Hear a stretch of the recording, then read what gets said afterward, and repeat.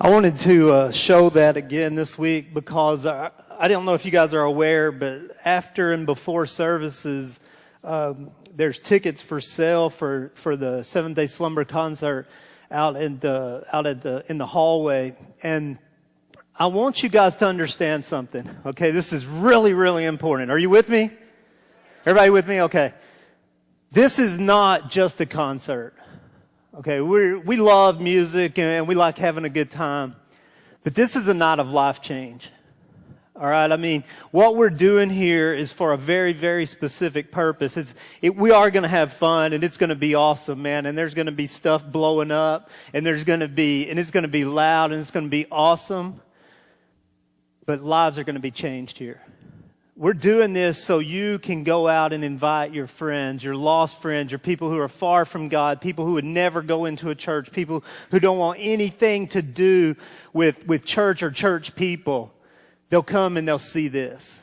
And they're going to be exposed to the gospel, and they're going to be exposed to the truth, and they're going to be exposed to the presence of God. See, when we worship, we invite in the presence of God, and the presence of God becomes a churchy word called manifest or made known. And when God's presence is made known, we experience Him and lives are changed. And that's what that night's about. I want you to understand that, man. Whatever you have to do, if you have to give up 2 packs of cigarettes to buy a ticket, give up 2 packs. It wasn't like a pack and a half nowadays, right? Give up whatever you have to give up. If you have to skip eating out today, skip eating out, buy a ticket, come and see it. We're charging, we have to charge, we can't afford their expenses. It costs them to go and do this, and we're meeting their expenses. But it's worth every penny when you come into the presence of God. Man, if your friend's like, I'm not going to pay to go to church, well then buy them a ticket. Quit being so tight. Come on. Be a cheapskate. Buy them a ticket. Buy them a ticket. It's gonna be such an awesome night. You don't want to miss it. You can go online and get tickets, or you can tell your friends who live in Dallas or live in Tyler, who live far away from here. Man, how many of you guys drive to Dallas to concerts? 3 people? I believe that. I'm gonna buy that one. All right, how many are driving to Dallas to the bar? Got you on that, right? Hands everywhere. No, not really. We got friends that live a long ways away, and that's awesome. They'll drive here. They'll come and see this, and this is going to be an incredible, amazing night. I'm so looking forward to it. So, Facebook, everybody you know, post it, write about it, blog about it, email about it, whatever it is you do. Get on the phone and dial it up if that's what you still do. And whatever you have to do, invite somebody to this. It's worth it. Last week I started a new series called Dream to Destiny. And what the series is about is actually taking the dreams and visions that God's put into our head and actually turning them into a reality. Aren't you guys sick of just dreaming and thinking and hoping and wishing and wondering? Aren't you ready to get on the path to making what God has put in your heart a reality? Well, last week we started talking about these tests that we have to pass to make this a reality. And one of the first tests was the pride test. And we talked about that last week, the pride test. And I was kind of shocked that I was the only one here who deals with pride. That's kind of a crazy thing, but I had a good little talk with myself, and I learned a lot. I'm growing a lot, so that's good. And so this week, since it's not as hardcore, I imagine more of you guys will say that you participate in what we're going through this week, and this is the second test, and it's called the pit test. The pit test. And this comes from a guy in the Bible named Joseph, and it's kind of his life story. But Joseph had a dream that became a reality. It became a destiny. But along the way, there was these tests that Joseph had to go through. And all this is found in Genesis chapter 37. Is that right? I'll find it.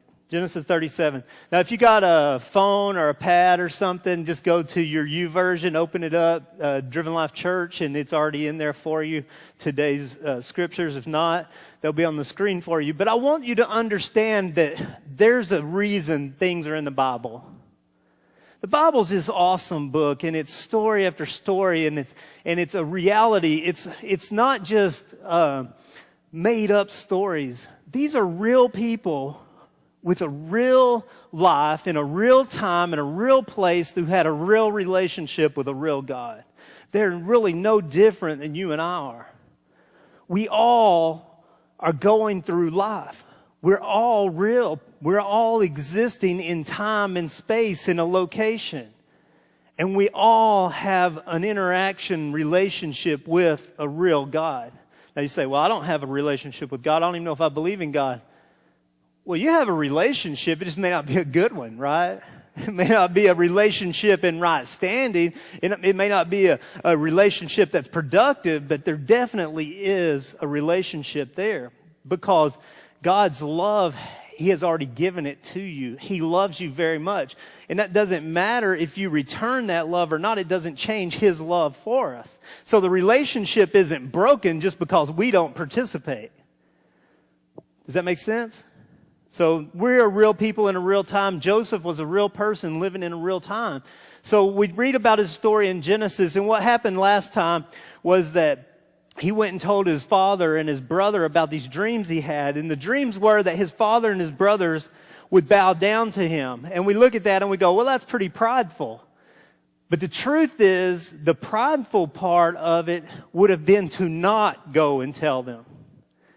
See, pride is caring more about what people think than what God thinks. Pride is seeking the favor and attention of men. It's seeking out the approval of man.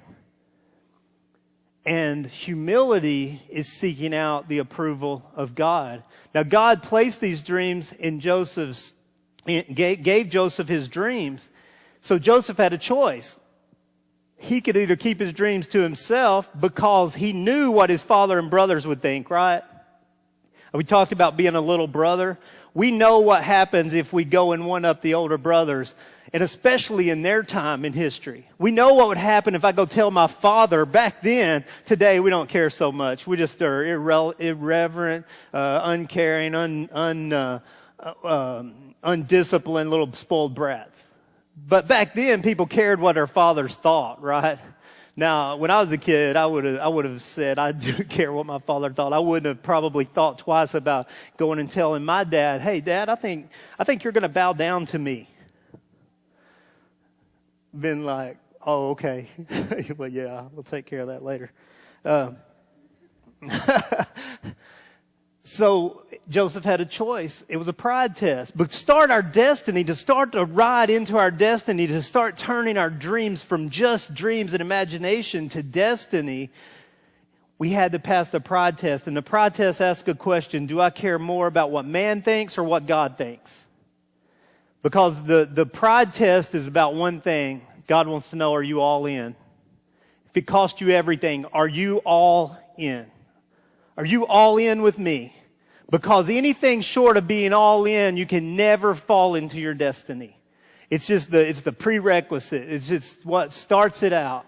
But today I want to talk about the pit test. So if you got your Bible, Genesis chapter 37, and I'm going to start in verse, it starts a little earlier. What's going on here is after Joseph tells his father about his dream, Joseph's father sends him to actually find his brothers who were out tending sheep. And so he goes out on this journey far away from home, and he's looking for his brothers, and he's going to check on them because they've been gone a while. And so he's out looking for them. So in verse 18, Joseph's found out where his brothers are, and they're coming up to him. So in verse 18, it says, when Joseph's brothers saw him coming, they recognized him from a distance as he appeared, and they made plans to kill him. That seems extreme, doesn't it? Look, me and my brothers had issues, but I never saw him coming from a long distance and made plans to kill him. I'd hide in a bush with a stick because I could outrun him. But this is extreme. They literally hated him. And here's the thing. How would you recognize Joseph coming from a long ways away? How would it be possible that I could see Joseph? I didn't have binoculars. I didn't have whatever. How is it possible that I could see Joseph coming and recognize him from a long distance? Well, I think it was because he was wearing that stupid coat.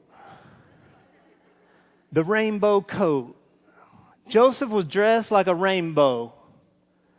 He was sporting a feather hat. He looked like a pimp. No, I don't know what he looked like. He was sporting a coat of many colors, right? The thing is, colored garments were a big deal. Getting the dye to make a colored garment, that's a big deal. You're talking about cavemen. Like, we've seen pictures of cavemen, right? Not many of them had on flashy garb. Well, Joseph's sporting this rainbow colored, which is not just one color, which would take dye of one thing, but it was colored threads all woven together. It was an awesome little thing he had on, a little getup he was wearing. And I think because his father had given it to him, because he was special to his father, he was his son born in his old age.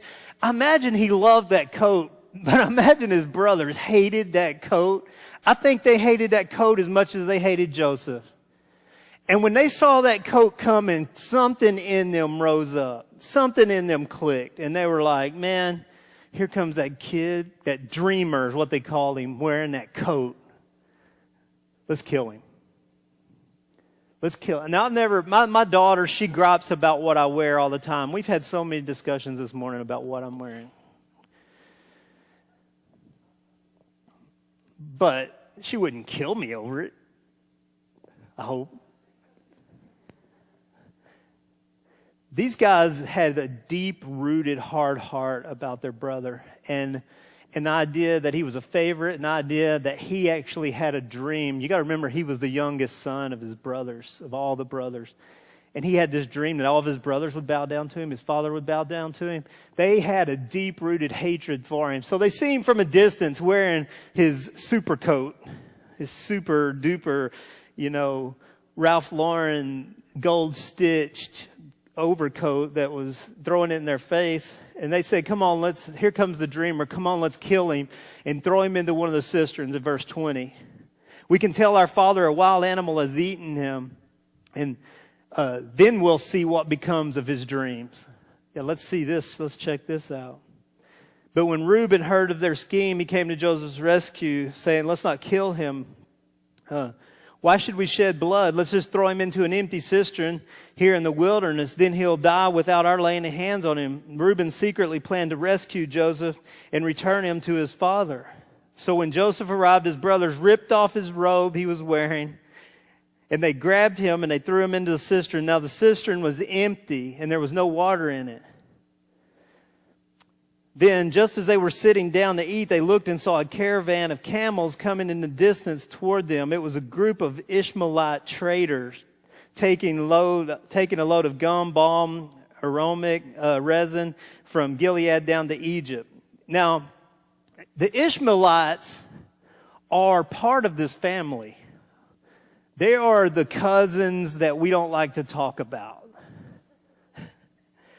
Back when Abraham had a dream, Abraham was the father of Isaac, Isaac the father of Jacob, and Jacob was Joseph's father. Well, Abraham was given a promise by God, and that would be this son that he was going to have. Now, Abraham was like 100 years old, and he hadn't had a son, so this was the son of the promise.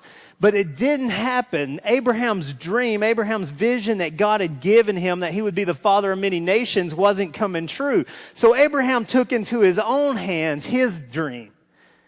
And he went and he had this son that wasn't the son of the promise, named Ishmael. Now, Ishmael was the son of a slave woman. And you see this play out all through the New Testament. It's the sons of the slave woman and the sons of the free woman, which was Isaac. which came later as the son of the promise. But the deal was these Ishmaelites were born, and because the promise of God was on them, that they would be the father of many nations, he carried the same blessing or the same promise. So the Ishmaelites grew into a huge number of people, just like the Israelites had, just like the sons of the promise. So these Ishmaelites were coming. And the Ishmaelites and the Israelites, just as they are today, they hated each other. They couldn't stand each other. And it was, God said they would be at war forever. And if you haven't read the news, they still are. Okay, you see the Arabs and the Israelis, that's the Ishmaelites and the Israelites. They're still at war to this day because of this promise that went through. Well, these Ishmaelites, that, if you want to put it into a reality, okay, say today you have a group of Jewish brothers and they're sitting outside the city of Jerusalem, and they have this one brother they don't like, and here comes the Arabs. The Muslims, the Arabs, the Arab nation, a group of Arabs, then they come and they say, hey, let's sell them to them. Do you understand? I mean, are you familiar enough with history how impossible that sounds?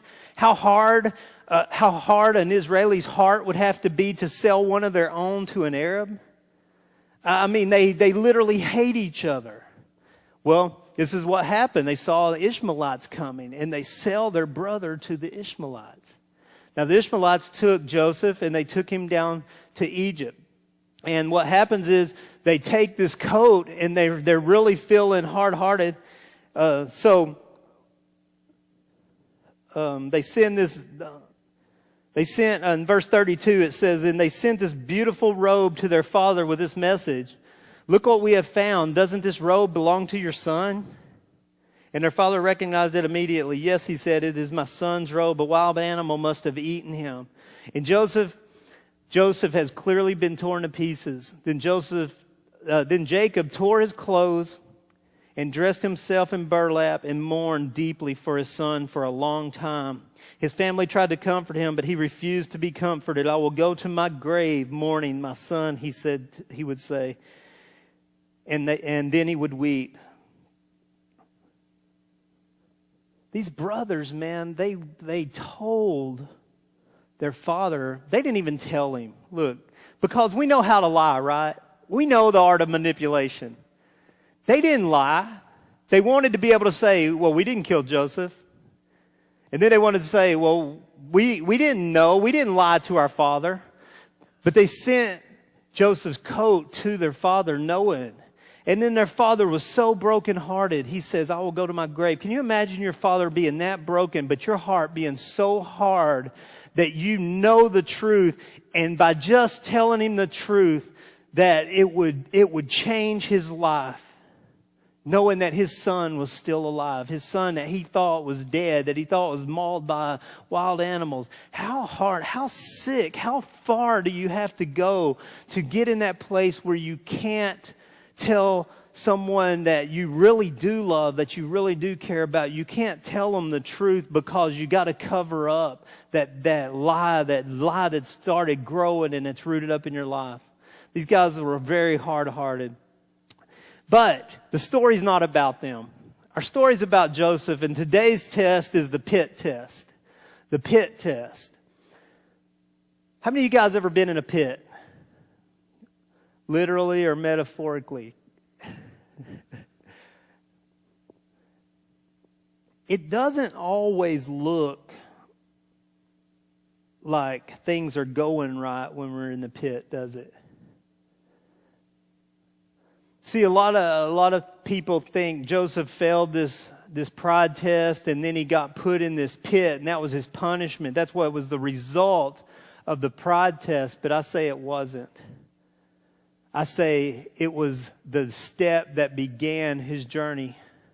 And here's why I tell you that. Because there's no way that going to the pit could ever look like it was fulfilling the dream of Joseph, right?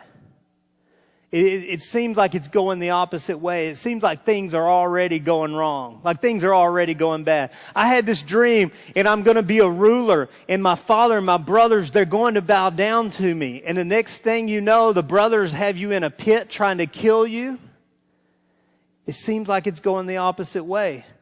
But when you read the rest of the story and how it ends up is Joseph ends up in Egypt as one of the highest commanding people in the whole country, in the whole nation that is the world ruler at that time. And Joseph gets put in a position to rule the entire world. And Joseph's brothers and father do come and bow down to him.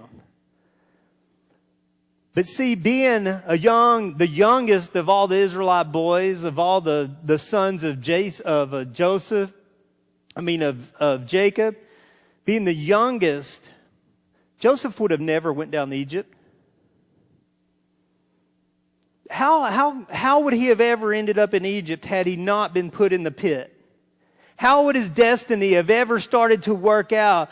How else would he have gotten to Egypt? If famine came, the older brothers would have been sent to Egypt, okay? Then they would have had to bow down to Pharaoh. But that wasn't what was going on. Joseph went down to Egypt. But Joseph went down to Egypt because he came out of the pit. The pit test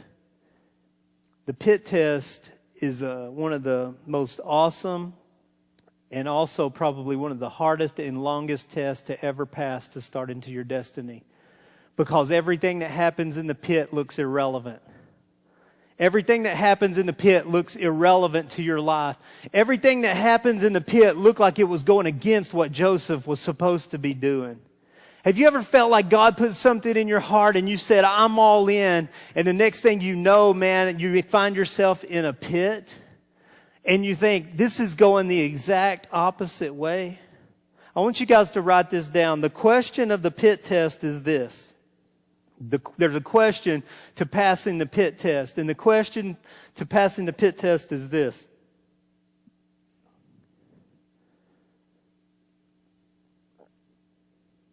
Am I going to work my destiny out on my own, or am I going to allow God to work it out for me?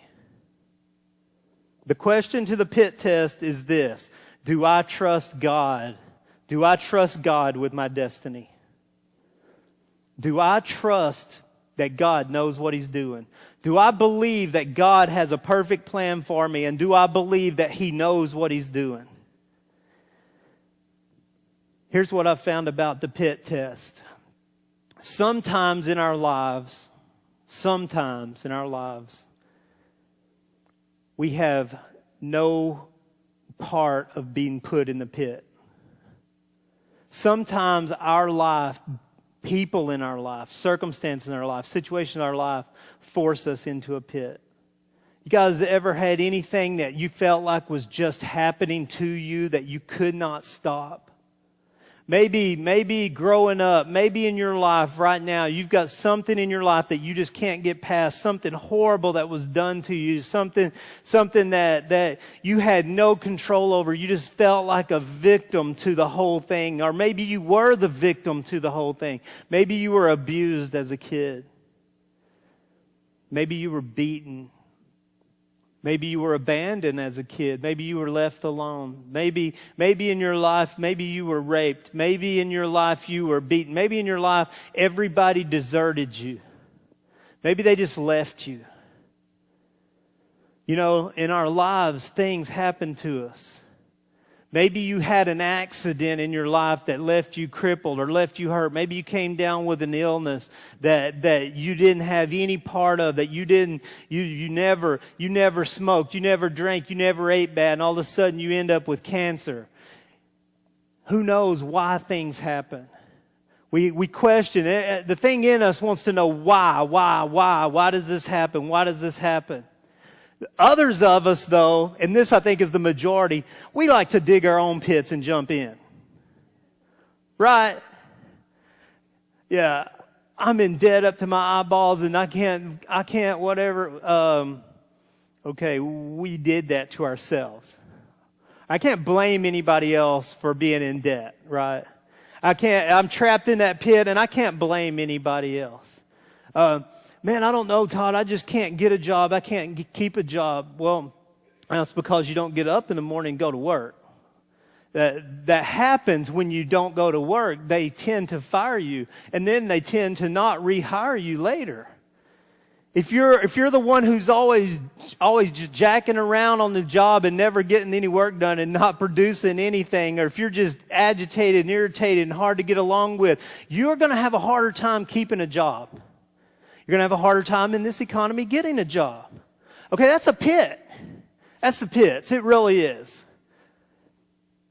But, we have to take some responsibility. Now, the hardest thing in our world is we're in a world of entitlement, right? Well, I deserve a job, and I deserve a better job, and I deserve more pay, and I deserve more pay for working less. How many of you guys want a job with more pay and less work? Right. Who doesn't? That's the goal, right? Our whole fantasy of our lives is to get a job with no work and all pay. We try to stay on that end, but the problem is we do the no work part, but we expect the pay, and they say, That's a pit. That brings us into a pit. It will. Some of you guys sabotage relationships. You push people away. You're unbearable in relationships. You create your own disasters. You say things and do things and manipulate things, and you lie and you do these things. Why do we do them? Because we're trying to control and manipulate all of our circumstances. So we manipulate these relationships, and then when our relationships fall apart, we're like, man, I can't believe they did this to me. Then, man, we can't, and that's not even touching addictions. Well, Todd, I'm just an addict. It's like a disease. It's like cancer. No, it's not. I don't take cancer needles and put in my arm. It's not like a disease like cancer. It's something that I initiate. See, we can't take responsibility for our actions. We're addicts because at some point we started. Listen, if you're a smoker today and you can't quit, it's because you started. I mean, I know that sounds ridiculous, but whatever it is that you're doing that you can't quit is because you started it.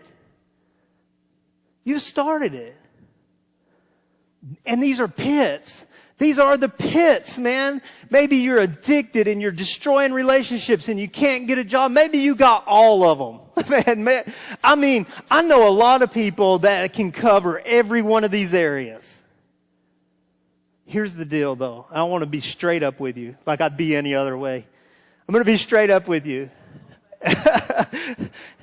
It doesn't matter if someone puts you in a pit, like Joseph's brothers, or if you put yourself in a pit. Okay, I want you to get this. It doesn't matter if someone else puts you in a pit, or if you got in your own pit. You still have the choice to get out or not. You can sit there and waller for the rest of your life, playing the pity card. Everybody pity me. Everybody feel sorry for me. Woe is me. This is my life. It's terrible. It's horrible. I can't stand it. I can't take it. I just want to die. Wah, wah, wah, wah, wah.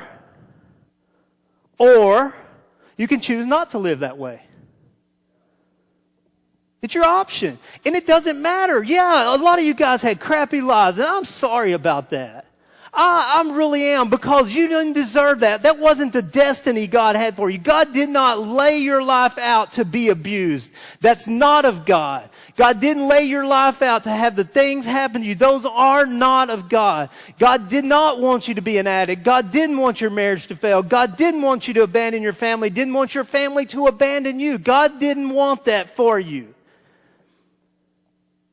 Paul says something like, we act like it's strange when we have troubles and trials in this life, like something weird's happening to us. It's called life. Sometimes bad things happen to good people. Sometimes bad things happen to bad people. Sometimes good things happen to good people. It's just weird. I don't know. It's just life. It's just life. But here's the thing about the pit test. The pit test is, the question of the pit test is, can I trust God? Given my current circumstance right now, can I trust God? See, God will take anything that's happened to you in your life, any pit that you're in right now, and He will use that to set your destiny. You say, how could I ever get there from here? Guess what? Here is the only place you can get there from. Here, where you're at right now, is the only place you can ever get to your destiny from. But the question is, do you trust God in it? Do you trust God in it? Or are you going to lay down and die in it? Now, I wanted to show you this video clip because I think it's hilarious, but I couldn't find it and I couldn't make it, and I'm not talented in that area. But there's this movie called Madagascar. Anybody have seen it? Awesome movie. If you haven't seen it, go get it, watch it. It's awesome. This is the greatest movie. Madagascar 2 is the one I'm talking about right now, though. And it's the greatest ever. And you guys don't believe me, but I'm telling you, it's the greatest ever. But here's what happened. There's this giraffe in the movie who goes to Africa and like he's realizes he's got this spot. Now, you ever seen a giraffe? They have spots. And this giraffe realizes, hey, I got this spot. And these other giraffes go, wow, the last doctor had one of those spots and he's gone now. So what did giraffes do? He goes and digs a dying hole. And he gets in the dying hole. And when they show it, it's funny because he's in the dying hole talking to all these other giraffes in dying holes. And they're sitting in the dying holes waiting to die. Because they've got spots all over them. Giraffes with spots on them. And they don't realize that the other doctor was just gone on vacation and come back. While they're all sitting in their dying holes. Now, how many of us are sitting in our dying holes waiting to die? Talking to other people who are our friends in their dying holes waiting to die. It's ridiculous. We laugh at it when it's on a cartoon, but we're doing it. We're doing it. Look, the pit is a test. And the scary thing about the pit test is there's so many people who die in their pit. They never leave. They never get out. They sit in that pit until they die because they refuse to trust God. Listen, you can work all you want to try to get out of your pit. It's not going to happen. It's not going to happen. You can try harder, think harder, wish harder, work harder. You can do anything you want to. The pit is a test of God. He wants to know this. Do you depend on me? Because we don't have a destiny apart from God. We do not have a destiny apart from God. If you work harder and try harder and wish harder and work harder, you can dig a bigger pit. But at the end of it all, you're still in a pit. You can dig a huge pit. You can dig caves in your pit. You can make runs in your pit that go for miles. But at the end of the day, it's still a pit and you're still stuck in it. There's only one thing that can pull us out of that pit. And that's God. It's God setting us on our destiny.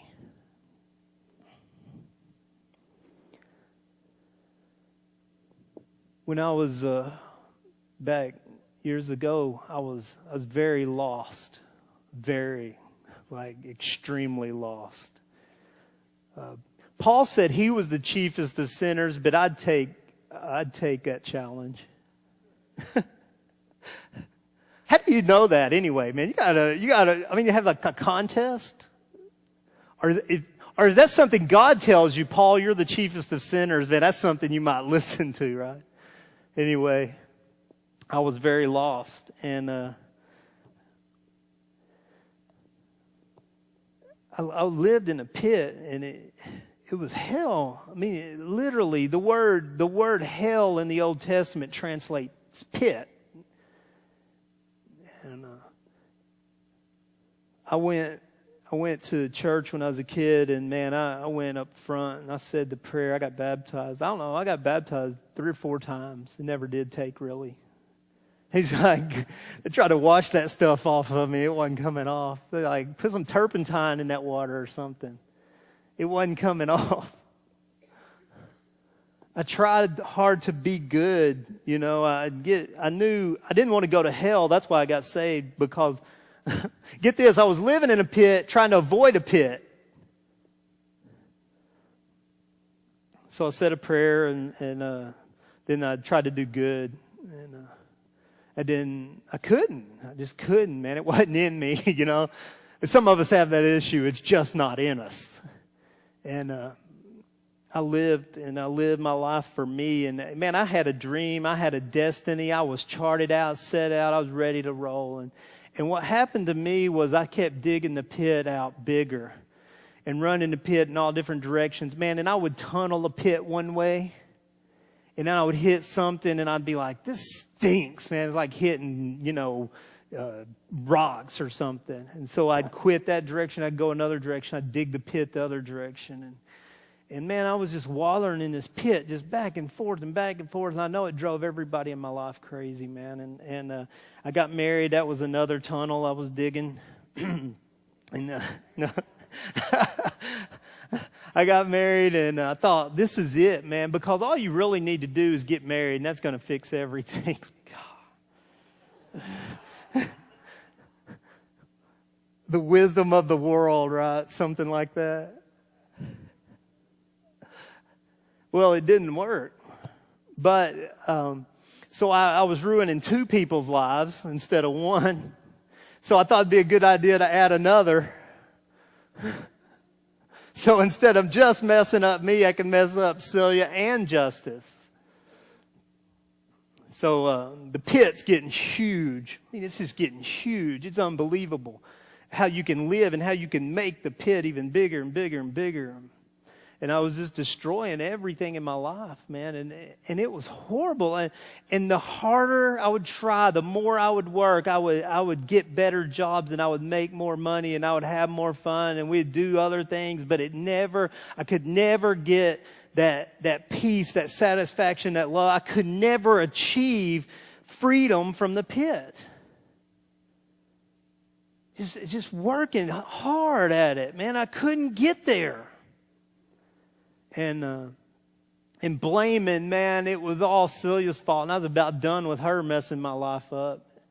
And it was, everybody else in my life's fault. If I had a better job or a better boss or, better friends or whatever, it was somebody else's fault. And I know I'm digging the pit, but it was just the perspective,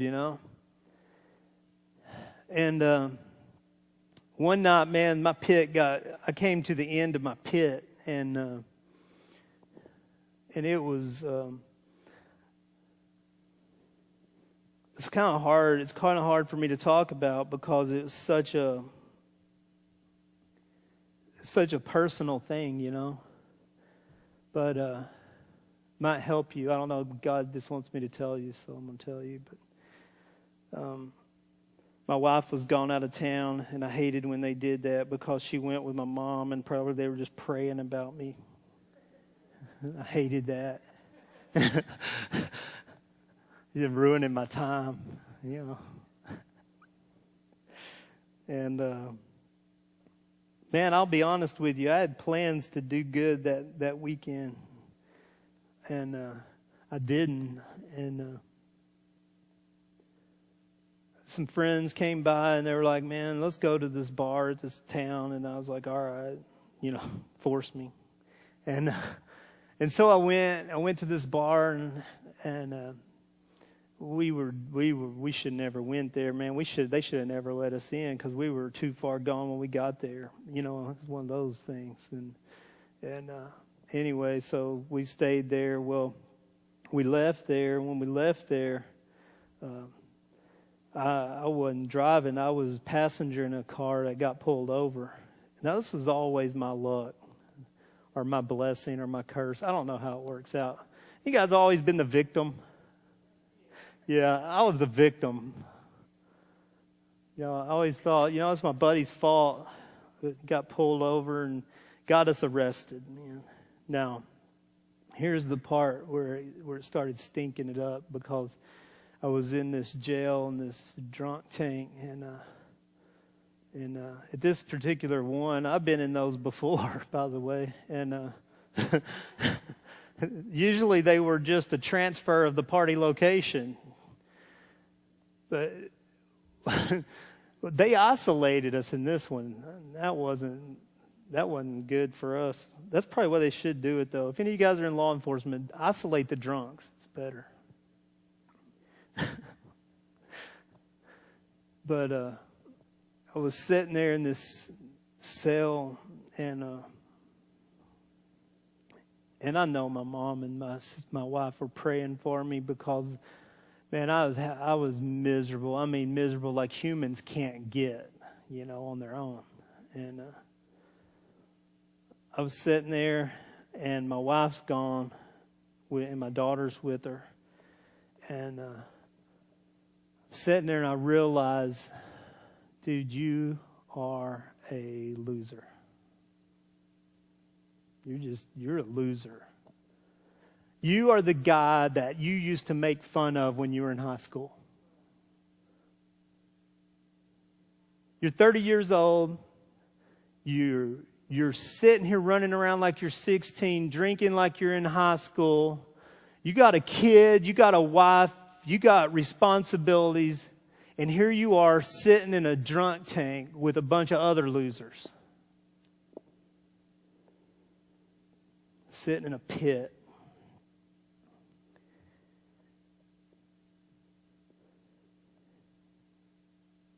And that night I gave my life to God, and I said, you know what? This is it. I'm done. I'm just done. That's the last night I ever drank anything. I think that's the last night I ever really cussed. Because when I gave my life to God, He resurrected me and transformed me into a new and different person. I never quit drinking. I never quit anything. I was transformed. See, I was dead in my sins, and I was resurrected to a new life.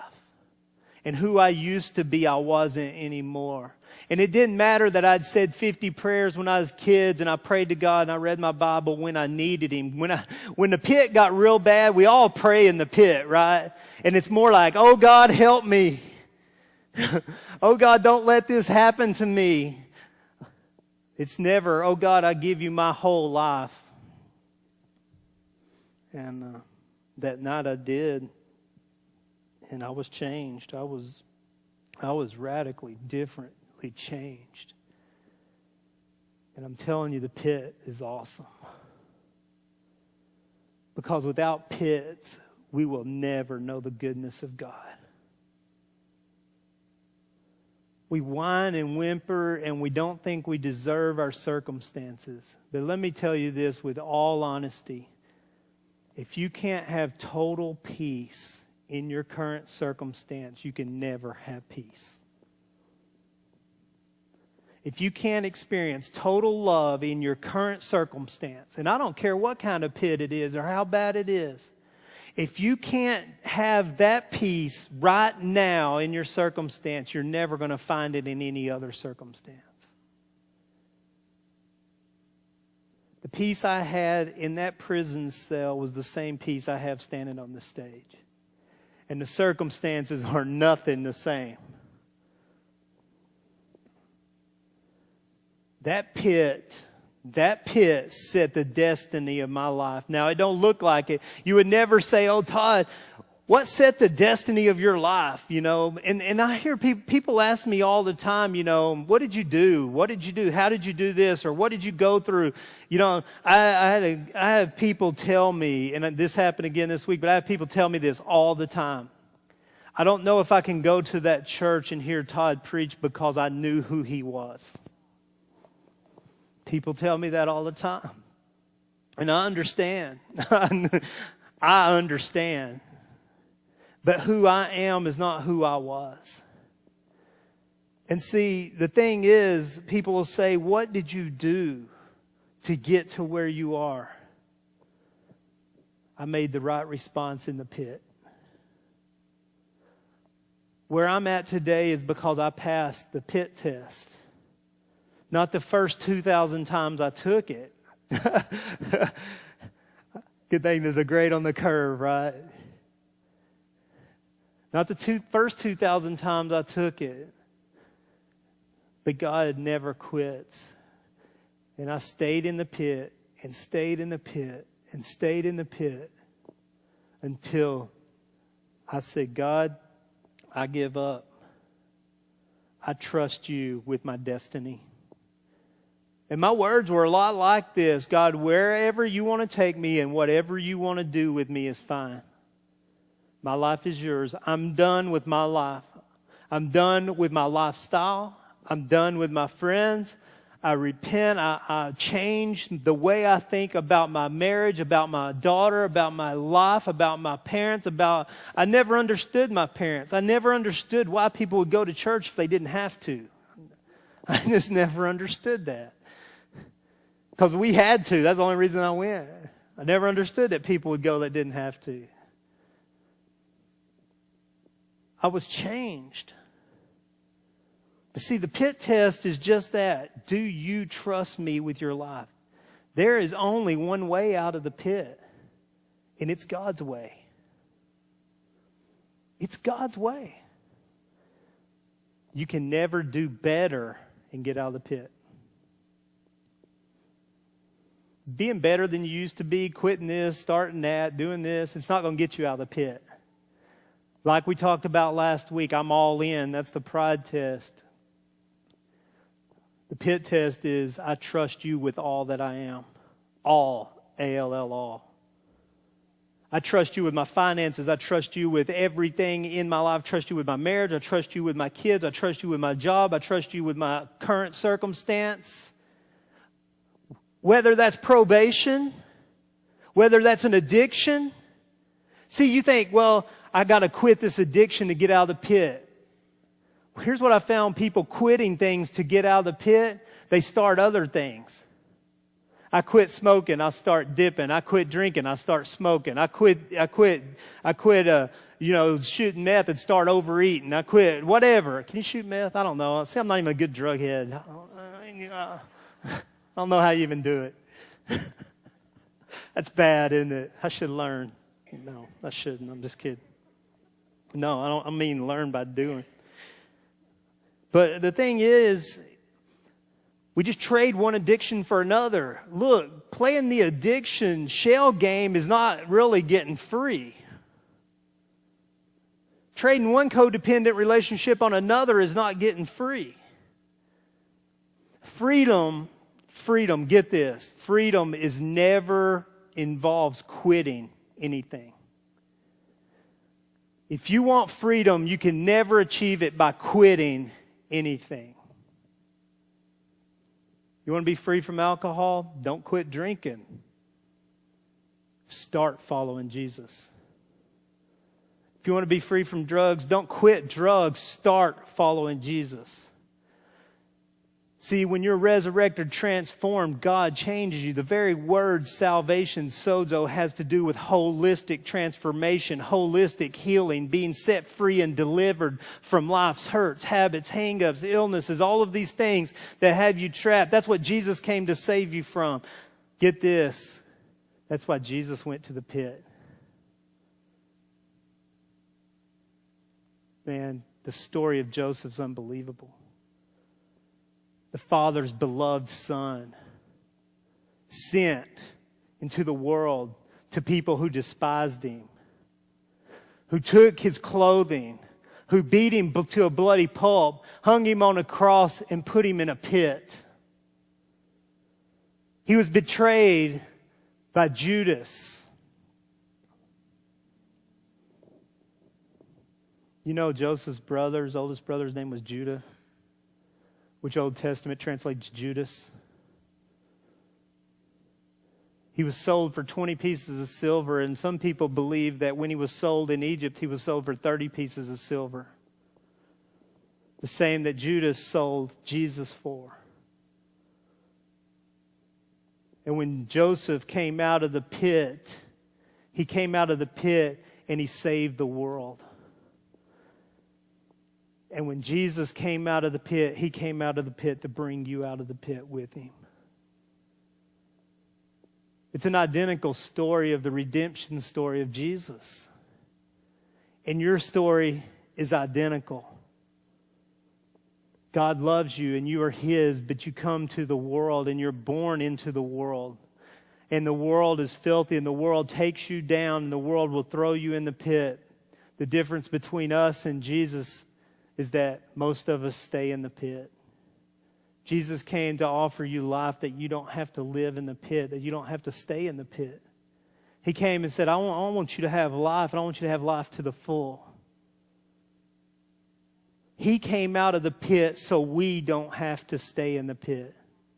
Hades, hell, Gehenna, all of these words in the pit, the pit, the pit. And right now, man, if your life is in the pits, Jesus wants to bring you out. He wants to bring you out. And everything in your life, God wants to turn around now and use in your destiny. See, all those things that happened in my life and all the things I went through, I wasted so much of my life, and God says, no, you didn't. I'm going to take those things, and those are going to become your ministry. Those are the people I'm going to give you to talk to. Those are the people I'm going to give you to reach out to. Those are the people I'm going to give you to love on. Those are the people that I care about that nobody else can reach, but you can. God has the same destiny for you. He wants to bring you out of the pit, but you can't do it. He has to deliver you from the pit. He will supernaturally, miraculously deliver you from the pit. But you have to surrender your will to His will. You surrender your life to Him. You give yourself to Him, and He will pull you out of the pit. That's too easy, Todd. I don't know. It's easy. I don't know what everybody's problem is. It is easy. It's so easy. Why don't you do it? Exactly. Here's what I'm going to do, though, man. I want to pray for you, and then we're gonna dismiss. And after we dismiss, our staff's going to be up here at the edge of the stage, and we're going to be here today to minister to you. And listen to me. This is an important thing. Don't come whining about your pit. We've heard about all the pit whining we can stand. Don't come whining about your pit, whether it's your fault or whether it's somebody else's fault. The pit isn't the issue. Jesus is the issue you need to solve this morning. You want to solve the pit issue, and I don't care what it is, Jesus is the pit solver. We're coming to talk about where you're going, not where you're at. You understand? So we're here to minister to you, and we're going to love on you, but it may not be the kind of love you're used to.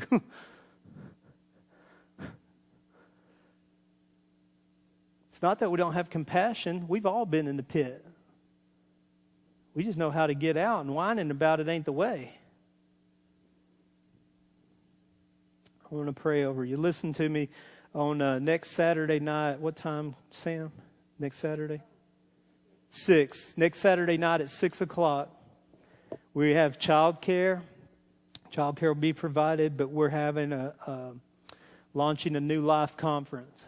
Now, I don't care if you've been here for 10 years and you've been through the journey or whatever. You don't want to miss this night. We're going to worship, and I'm going to teach, the redemption of Jesus. I'm going to teach you what we teach as a church on what discipleship is, what salvation is, how we are transformed, resurrected, and changed into new and different people. I'm going to spill the beans. I mean, I was going to put it all out there. And I'm going to teach you things you probably haven't ever heard, and I guarantee you haven't heard them the way I'm going to tell you about them. So you don't want to, you don't want to miss that, okay? It's just going to be good. It's going to be good. It's going to be good for you. I told you I'd been saved like 5, 10, 25 times before I got resurrected. I got a feeling most of us have had that experience. We've walked an aisle, but we've never experienced the resurrection power of Jesus. We may have said a prayer and been baptized, but we've never been born out of the grave or born of the Spirit. We've never been baptized into the name of Jesus. I just think you need this. So Saturday night at 6, there'll be childcare, but we need you to register because I need to know how many of you are coming. We need to know how many nursery workers we need and childcare workers we need, okay? That a deal? All right. Let me pray over you, and then we're going to dismiss. The tithes and offerings baskets are at the back, and you can drop your prayer request in those when you leave. If you need to get out of a pit today, though, do not leave this room the same way you came in. God, I come to you right now, Lord, just thanking you so much for life. God, I thank you in a weird way. I thank you for the pits. God, I thank you that you use the pit to set our destiny and to transform our lives into usable vessels for you. God, I pray right now for everyone who those old wounds were resurrected and came out this morning, those hurts and those thoughts and those things that happened in our past, God, and Lord, just the thinking and considering our own pits and our own lives right now, God, it's painful. But Lord, I pray right now that your Holy Spirit would just consume these people, God, that you would consume us all. And God, that you would show us and teach us. God, that you would draw us into a new and different life. God, we love you so much, Lord, and I entrust every person in this building to your care right now. In Jesus' name I pray. Amen.